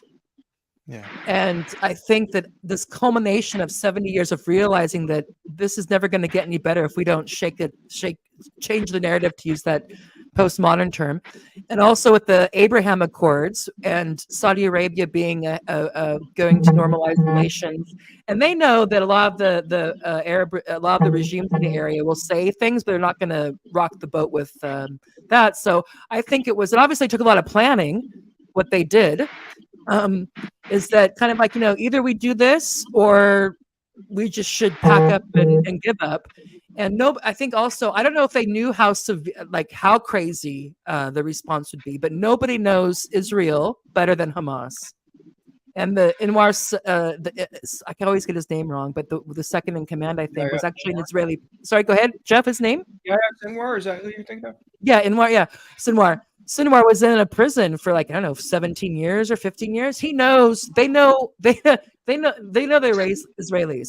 So I don't know if they thought they would go this far, but I think they rolled the dice and thinking we're going to do, if we're successful, worst case scenario, most of our people die, and I'm sure most of the people did die that went in there, but we get some we get some attention. We can do some prisoner exchanges. We can shake the narrative a bit.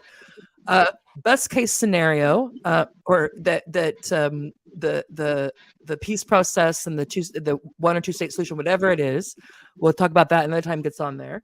But they knew that Israel would retaliate severely. They know the game that Israelis playing with the pretense. And not that they took a vote of the whole population and said, okay, are we willing to pay the price that's going to be paid? But the fact that they've gone through what they've gone through, and there's not people trying to push them out or to collaborate. I'm sure the Israelis trying to find any kind of collaborator they can in Gaza to cause problems. But they haven't done that, and we have maybe 50,000 people dead, the starvation and whatnot. What you have, is clear to me, is that they're like, this is it. Give me liberty, give me death. And you cannot endure this and then go back to what things were like on October 7th. This has to end one way or the other, I think, is my kind of general statement where I'm at. And that's just another reason why I'm not going to condemn them. No way. No, it's not going to happen. Anyway, anybody want to say anything else before we drop Artlist down and we talk about our PERFs? Which seems... I feel bad laughing given the horrors that are going on around the world, but I guess we can't live in sorrow all the time. Do you have something else to say, Artlist? No, I was just gonna say if we don't have these moments of levity, we're all gonna go mad because the horrors that we're seeing, insane. Yeah, how do you to be honest. process it? I'm just like, I think people keep on saying, and we've been talking. We're all members of an X community. It sounds so weird, but people are like, someone at some point has got to intervene. And me coming from being an American, it's just like these kind of, you have these kind of like really, I don't know if it's revenge fantasies, but I was talking with one of our friends online last night. I was thinking, for some reason, what came to my mind is the people that went, the Americans who went to Spain to fight the fascists. I think it was in the 30s, and their government didn't, but they went on their own. And I was thinking, man, if I didn't have kids and I wasn't, as old as I'm like, I'm just so mad that I'm like, I'll go there and I'll be an American white woman, human shield. And this and that. I think they would bomb me. I don't think they would give a shit. I think they would take me out. But you just feel so helpless. And it's like, and I know that there's probably like, half the planet, if not anybody who's paying attention, or not anybody, but I know that there's that I'm not alone, that there's billions of people that feel this way. But it's just like, it's just how to process how just vile, and I don't even know the word, for the people who could stop this and fucking don't do a thing. I just am like, and then lie to our faces about it over and over again. Okay. Yeah, I think the difference to what's happening, the apathy, is part of what is killing about the whole situation.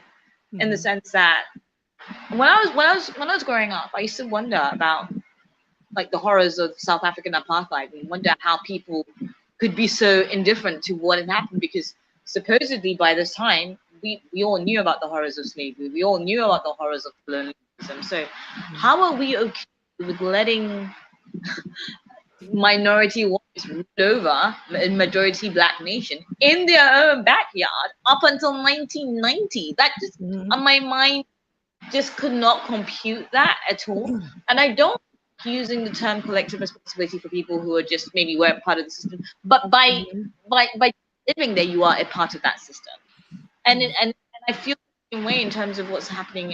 In terms of, I'm feeling that way about Israelis, in the sense that you are complicit in what's happening, and for the West as well. I'm just so scared because everywhere I go in the global South, the revulsion that people have now.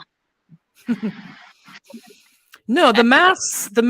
I mean, the great unmasking is just. But they keep on playing the tune like it's like watching Caesar Flickerman from the Hunger Games. They keep on playing this act, and it's like, who is this for? Because I'm not buying it. It's just making me pissed off. I know this, and it's lazy gaslighting. It's just I don't know. But yeah, I can. Do you have something to say on this before we shift over, Jeff, to the PERFs? No, I think we've pretty much summed it up. Okay. All right. So I'm gonna drop you back down, okay, Artless. And if you're with us and I say something that you want to chime in on or whatever, I'll if you're still here at the end of our perf session, I'll bring you back up for our nightcap. Okay. All right. Okay. So so we're at 1 hour 38 minutes. Are you still good? Yeah. So far so good. I told my son I would call him back in an hour, and that was Papa's on the pod, man. Okay. So let's see. No, where is it at? I only have one, I think. Yeah. So let me bring her down. Yeah. Jeff has. I can't remember which article he wrote. An article. No, I think I don't know if at that point you called them Zionist feminists or what was the atrocity, propaganda, mass rape allegations weaponized to demonize Palestinians, and I talked a lot in it about the PERFs, as we now call them. So yeah. Yeah, so basically this is just a tweet that I put out today because some background.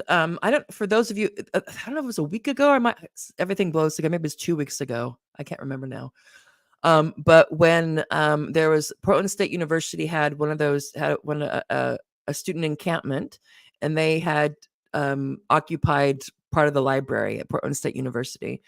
And there was a point when it seems like all the university heads got together and decided they were going to cooperate with the police and send in the police to remove the students who were protesting the genocide in their universities' affiliations with Israel and arms companies, etc. And there was some book damage. So there were some books got damaged at Portland State University. It's unclear if the students did it or if it happened in the the hubbub when the police were clearing them out. Anyway, someone I can't remember his name, but someone was writing about focusing on how there was some Antifa involved. So, of course, one thing to keep in mind is that anybody can say they're Antifa, just like anyone can say they're a feminist. Anyone can say they're, a Democrat, a liberal, conservative.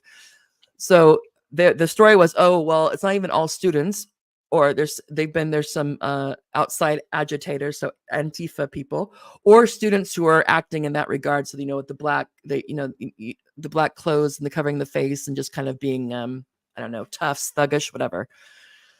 And a couple of really well-known, I'm not going to mention a name, but, or maybe I will, Lear Keith. So Lear Keith was one of the OG TERFs. So she's been trying to sound the alarm on transgenderism and how, and in terms of how, what it means for women's rights and integrity and safeguarding and all these things.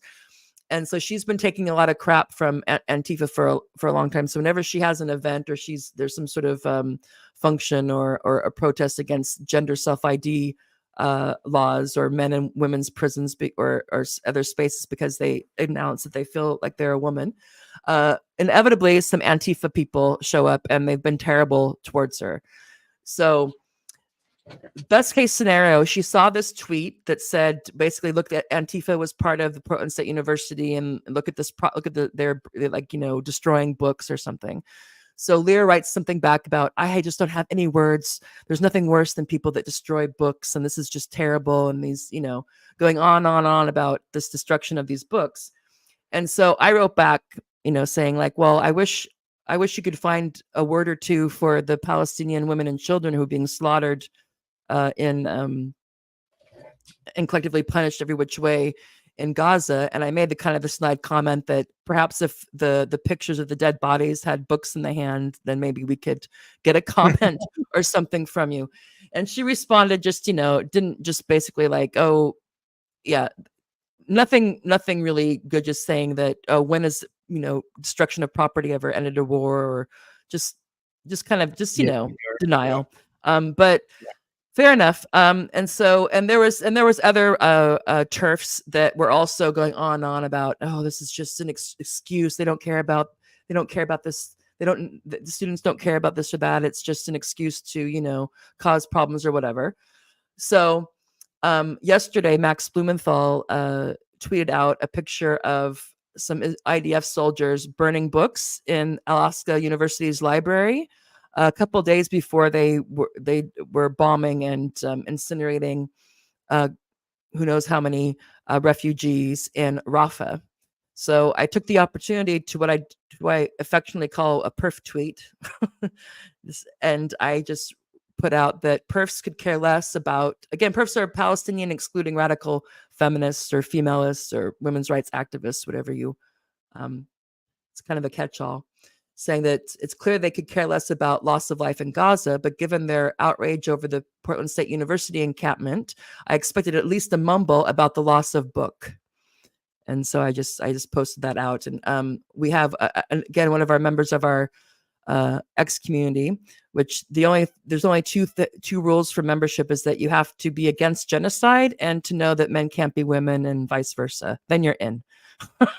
And one of Ma's is quite handy with the AI, and she made this fantastic image. And for those of you who don't know, in the UK, the suffragette colors were, I think it was just in the UK these were the suffragette colors. I'm not sure. But it's green, purple, and white. And so there's a lovely lady, shiny, happy, so beautiful, and she's wearing her suffragette colors and over a Israeli flag sweater. And again, it's the thing is that for some reason, and that's an ongoing books will be written on this. Why, when it comes to Palestinians, all of a sudden the feminists, femalists, women's rights activists who were, for some reason, they seem not to count, or that what happens to them seems to be their own fault. I don't know, or something like that. But what would you, what are your thoughts on this? And I'm going to pull down our lovely lady here and get your thoughts on what you make of the all the people that were TERFs on October 6th and then October 7th turned PERF, and just seemed to be there doesn't seem to be an Israeli talking point that they don't agree with and amplify, has been my experience, and shock. Yeah, just a complete lack of perspective. The outrage over books being damaged at a library versus no reaction at all to the fact that entire universities and hundreds of schools have been just wiped off the map by Israel in Gaza. No comment on that. How many books were burned in that? Just totally ignoring it. And yes, I'm sorry. Go ahead. Go ahead. Okay. You wrote about this shortly afterwards in the context of an article I did generally about all the atrocity propaganda that came out after October 7th, where they made up this claim that there were 40 beheaded babies beheaded by Hamas, even though the actual casualty figures published in the Israeli newspaper Haaretz showed that there was only one baby actually who was killed on October 7th, and that baby was not beheaded by anyone. And then there were, as we've discussed, all the allegations of mass rape that to this day have not been substantiated. There's no physical evidence. There's no That's women. been shared. Yeah, they talk about it, but they don't share it with anybody. Yeah. So there's no women claiming to have been raped versus, I don't know how many Palestinian women saying they were raped by Israelis. But they don't get a mention from the TERFs who have now become PERFs. And there's all this. It's like kind of built into the ideology of Western feminism. I think part of it is a connection with the atheist crowd. So like Richard Dawkins and Kelly J. Keene are both well-known atheists, and they are infamous for being very anti-Muslim. I'm an atheist too, but I don't hate Muslims or think all Muslims have horrible ideologies or something. But there's just been this, as we know, there's been this propaganda campaign against Muslims and against Arabs for decades now, where they're portrayed as these savages who they hate women and they're terrorists, and they hate they all hate gay people, and so on and so forth. All the men hate women, and it's like you're just who knew that if you didn't have anybody that doesn't have gay marriage laws and doesn't have monthly pride parades, that you on notice, we can take you out. And people who would be happy about that. I remember having some conversations online, or trying to be like, well, and someone literally said like, well, I don't need to know anything. I don't care about any of that. All I know is they're anti-LGBT and Israel isn't. And so I stand with Israel. That was like the status of the debate. So, well, okay, then. It's just like, but that's not the people that we're talking about more. In terms of whether it be Julie Bindel, Lear Keith, Mary Harrington, Posey Parker, what's her name? Kelly J. Keene. Yeah. And also some of the guys, Wesley Gang and Colin Wright, all of them were just like, it was like they were part of the Hasbro. Sorry? Graham Linehan? Yeah. Oh, yeah. It's like they were part of the Hasbro telephone game or something. It was just like, so this is the thing is that obviously, just because people are really, you can be very insightful and intelligent and skeptical in one area doesn't mean it transfers to everything in your life. But the fact that these aren't people who don't know that it's a good idea to be critical, they that you know that when it comes to foreign policy and other kinds of things, and to be like the idea they're aware of the manufacturing of consent to some degree. So Yeah. it's the idea that we can give them the benefit of the doubt and say, well, it's propaganda and they've only watched the BBC and this and that. And that could be, and for some people, I would say, okay, fine. But it could be that this is just their position, you know? Well, I mean, mean- it's like they know so much about That one they're like, issue. they think that this is civilizational battle and, you know, that it's the West, you know, that they take the you know, the battle of civilizations thesis seriously, and they think it's all hands on deck, and you know, if a few thousand people, 100,000 babies and women have to die, I guess that's just the price that you have to pay. I don't know. That's how, I Yeah. mean. Yeah, I mean, so there, there's like, it's just part of Western a lot of Western feminist ideology, unfortunately, that somehow Islam is more anti-woman than, say, Christianity, even though, or Judaism, even though there are tons and tons of misogynist Christians and misogynist Jews and misogynist whoever. And the rape is a big problem in Israel. Pedophilia, exploitation of children sexually is a big problem is in Israel. But these quote unquote feminists who are very much aware of what's wrong with the so-called trans rights crowd that wants to obliterate women's private spaces and women's sports, and wants to medically alter children even though they're too young to give informed consent. They know all about that, and they empathize with anybody who's a victim of that, which they are themselves. But meanwhile, and they know the media lied about it, or lied, or just didn't want to look at it, or just followed the party, the easy narrative.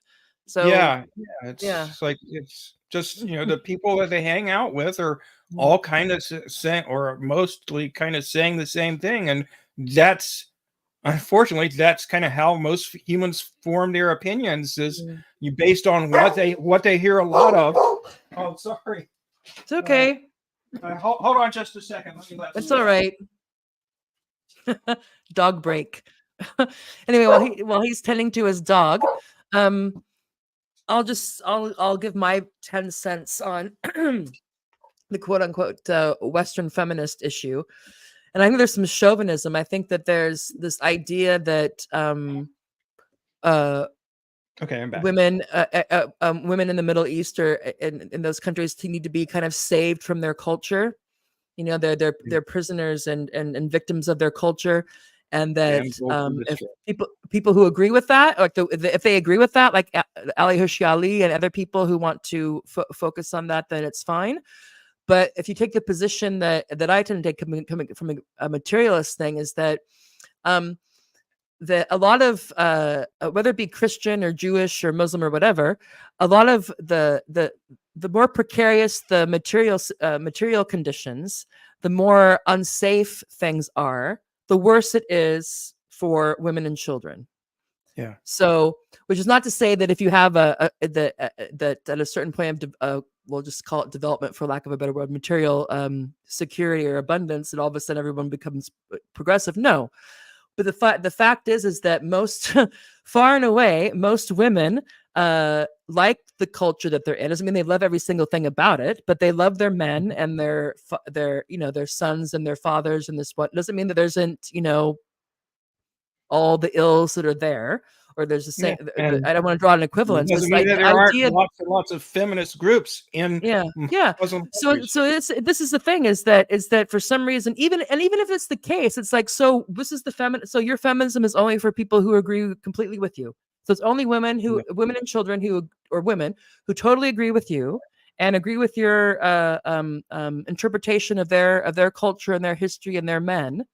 They're okay. They're fully women, and then we can care about them and say, let's not kill and rape and starve and all this stuff. I mean, it's just kind of ridiculous. It's just like, if you're in solidarity, then you are like, then you obviously they know more about their life and their condition than you do. If you're in solidarity, you follow somebody's lead, and if they do something you can't agree with, then you just kind of bow out for that. But the idea that Yeah. I can only help or care about women who have the same exact worldview or think about their their social conditions the same way I do, or that I need to save them, or they need to be saved from themselves. I mean, it's Yeah, just yeah. so Well, I think that, patronizing. It's very yeah. I mean, that's a patronizing. big part of it is that oh, they're helpless. They can't help themselves. We have Mhm, to rescue them, even though we're mhm, not really doing anything to rescue them. And and just, I mean, you dehumanization as well, just forgetting that they even exist. mhm, Uh, like there's this lack of understanding that whether they be armed fighters in Hamas or women in Gaza or whatever, that these mhm, are all individual human beings. They're mhm, dehumanized, they're de-individuated, and so it never occurs to people who take this perspective. Oh, yeah, there mhm, might be some fighters in Hamas who are angry enough at what's been done to Palestinians to take revenge on this or that poor civilian. But that in fact, if you look at no, they're human. the Who wouldn't? leadership I mean, of yeah, Hamas, they don't condone doing that, and I'm but it's sure not the policy. majority No, of it's not fighters policy. don't do that. Yeah, Yeah, it's not policy. So it's the same thing as that. For example, I mean, I'll just use my own country. So obviously, there were soldiers in Vietnam that did bad things to while they were there. I think that's fairly established. Now, um, does that mean that every single soldier is that way or whatever? But it's also that right. it depends on, again, that there's the culture, there's the official rules, and there's the culture, like what's what kind of with a wink. Yeah, So again, if the high ups in command, I'm sure we're quite aware of some of the stuff that was going on, just didn't care because well, we're I can't imagine them caring too much about the Vietnamese women. So there is that, but as far as I know, and what I'm aware of, and people I follow, there's no this idea that there's some sort of mass rape policy in Hamas is bullshit. That's yeah, just not true at all. Now, they it wasn't just Hamas. It wasn't just the trained brigades or yeah, the various brigades that went into Gaza that day. When they had the holes in in the the fence, Israel. other people went through as well.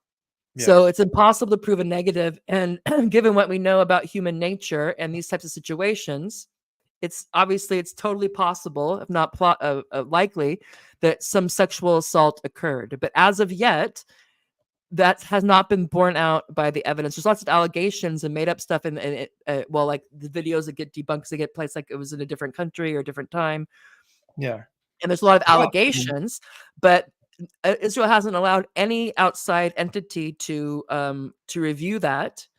So far, no. It's a lot of hearsay, and the people who have followed this, like with the gray zone and electric intifada, and electric also Z Squirrel on Twitter, Oh yeah, who he's great. follow it through. They found that a lot when they trace back the sources of some of this stuff, a lot of it originates with some very questionable people, let's say. So it could Yeah, very, I mean, I don't know. I'm not, all I'm saying is that as of yet, these are unsubstantiated claims and also a lot of debunked claims, but yet they keep on getting repeated over and over again as right. if, you know, um, as if that is not the case. And Yeah, yeah, they're counting on people, and that's of course a way to silence you because no one wants to have conversations about being the devil, being like, no, well, I don't think, if someone's saying there was mass rapes, and you're like, well, that's not no one really wants to have that conversation. But fortunately, there are a few whether they be citizen journalists or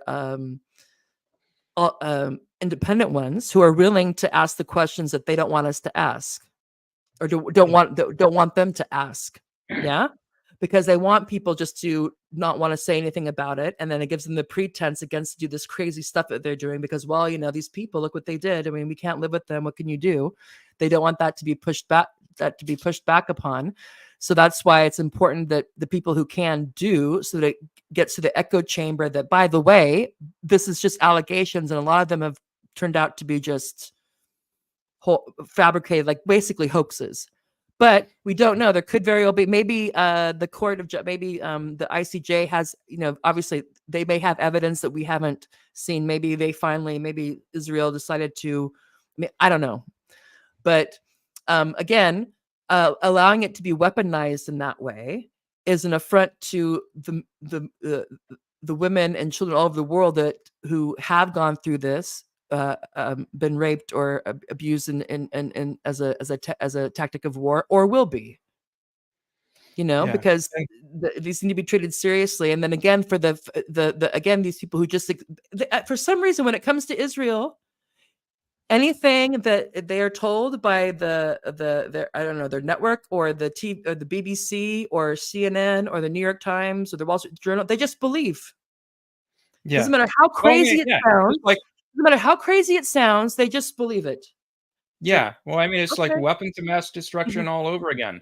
There was never any evidence presented that, or any, believable or sound evidence anyway was presented that this was the case, but it was just repeated over and over in the media, and so people came to believe it. So I think polls were done that showed that something like 85% of the American public believed that Iraq had weapons of mass destruction, even though there was never any evidence presented that was the case. And it was only after they realized that there wasn't any evidence that changed. But and the same things happen here. That because they heard it over and over, and particularly, especially importantly, they heard it from their own circle, i.e., other turfs. In the case that we're talking about, they came to believe it. There's a well-known social psychology experiment where what they did basically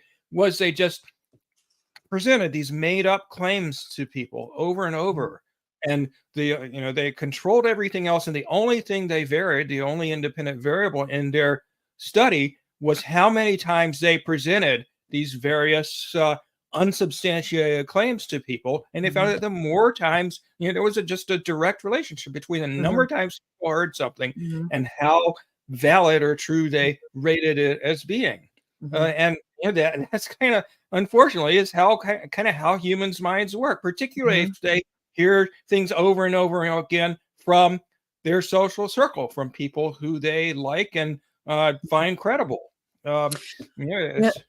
And even now, I think some of them have gotten, at least online, some of them have gotten more quiet. But even, I think it was 2 days ago, or it was after Spain and Norway and Ireland made their announcement of officially recognizing Palestine as a state, or a Palestinian state.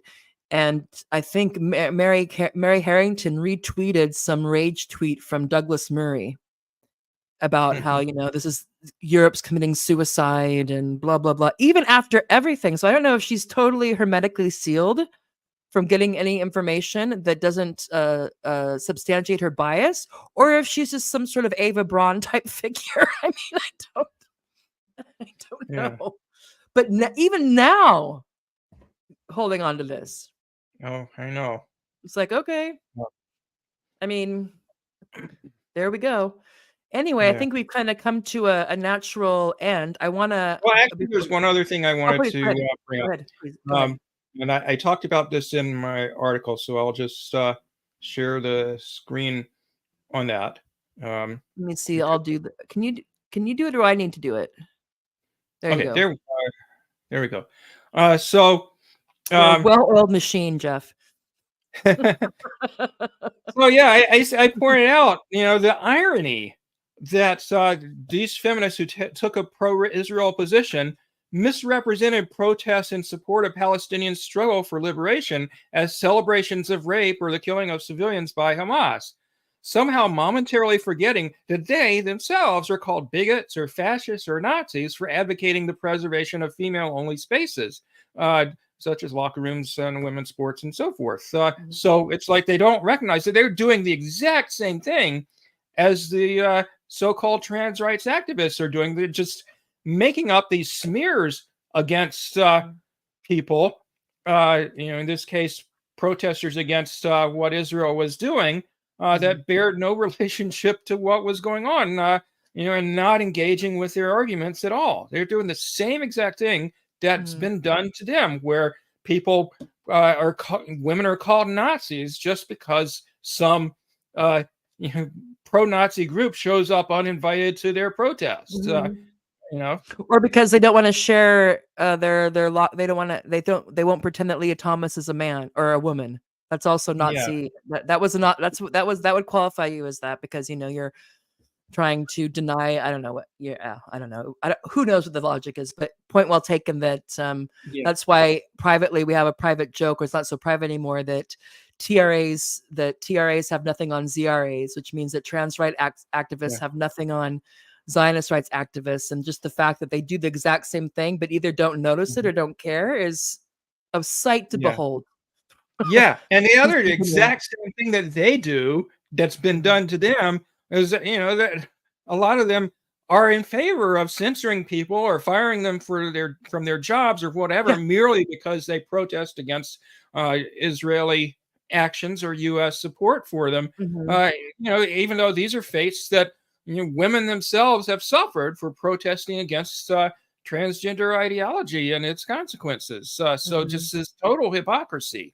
And the third thing, we've already talked about this, but the third thing that's hypocritical is they don't talk about all the Israeli human rights violations, including commonplace rape of Palestinian women by Israeli soldiers or prison guards. They only talk about so far undocumented mass rape allegations against Hamas and its colleagues. Yeah, no, it's just like dealing with I mean, and also just the lack of I mean, I don't want to get too far on this, but just that when you're dealing with people who present themselves like, you need to be logical and methodical and follow the evidence and be skeptical, but that all goes out the window. And you can show them, it doesn't matter. It got to the point, it didn't matter what you would show them. It would just be not having it. It'd be like, oh, well, so, but you're, they want to make it about you. Like, how dare you challenge this narrative? What a terrible person. You don't care about the women who were raped and you're whatever. And I mean, it's just like, okay, I'm just asking you, I'm just challenging your statement. And this is important because it's going to be used as a pretense to kill lots of people. So maybe we should be a smidge careful about the crap we're talking about, or to quote Norm Finkelstein, shut your mouth if you don't know what you're talking about. Exactly. But, of course, we have so many avenues now to not shut our mouths that it's difficult. But did you have something else you wanted to bring up from your article on this topic? I think that's the main point I wanted to bring up. I just kind of threw that in passing in my article. I didn't spend a lot of space on it. But I mean, I've got this endless collection of tweets from PERFs in my bookmarks. Oh, were you swarmed? Was it a perf swarm? Well, I wasn't so much, but I went back and forth with some of them. I had a lot of back and forth with Megan Murphy, and oh god, she blocked me. She blocked me, and I was just challenging her on the facts of the matter, and she blocked me. She blocked me like end of October. Like, all right, she got challenged by Daniel Mate, who is Aaron Mate's brother. And She just wasn't having it. She wasn't listening to this Jew telling her, no, it's not anti-Semitic to be against what Israel's doing, Yeah. Okay. Anyway, so we're going on a little over 2 hours, so we're going to wrap it up. Before we bid adieu, I want to bring up my friend Larry here, because he is one of the people I love to add to tweets about people who are being totally, I don't know, just again swallowing the propaganda whole, or what I like to call totally, like, they won't get off the Hasbro crack pipe or something. It's just like, Yeah. doesn't matter how it just keeps on doubling down. Or especially with people like, well, why should we believe what Hamas says, or why should we believe what Palestinians say? And my thing is like, why should we believe what Israeli figures say? And then this is a nice thing to have in your back pocket. And I hope that the volume works. Let's see. Let me preface these remarks with, I never, ever believe Israeli figures. I've been in the government too long to know that the Israelis are patent liars in their intelligence community, in their propaganda community, certainly, and in their leadership. They are inveterate liars.